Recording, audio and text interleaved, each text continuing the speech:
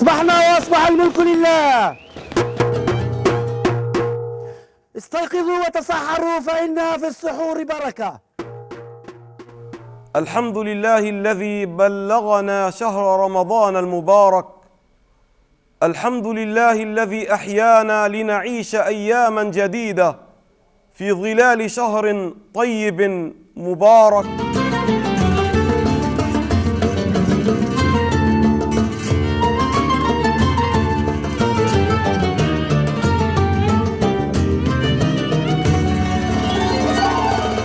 يا جماعة الخير، بعد ما تصلوا على النبي وتزيدوا النبي صلاة اسمعوني. عندي جار الله وكيلكم طلع لي العظم من راسي، طالع ينق نازل ينق، طالع ينق نازل ينق، ولسانه ما بفوت تمه. يا عمي شو هالجنني؟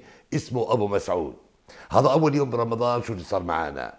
صار الساعة 11 طلعت برا قعدت والشمس حامي وبتقلي قلي وراسي صار يغلي غلي وعطشان وجوعان وحمقان، ولا ولد محمل لي صفيره. اسكت يا ولد يصفر، ولا اسكت يا حبيبي يصفر. ساعتها طنبرت معي هذيك الطنبريه ولحقته.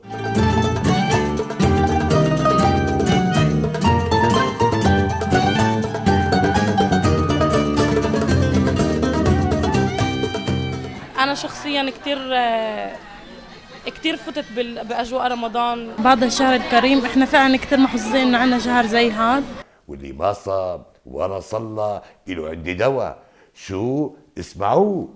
عليك بعروق الإخلاص وورق الصبر وعصير التواضع، ضع ذلك في إناء التقوى وصب عليه ماء الخشية وأوقد عليه بنار الحزن وصفه بمصفاة المراقبة وتناوله بكأس الاستغفار وتمضمض بالورع وابعد نفسك عن الحرص والطمع تشفى بإذن الله.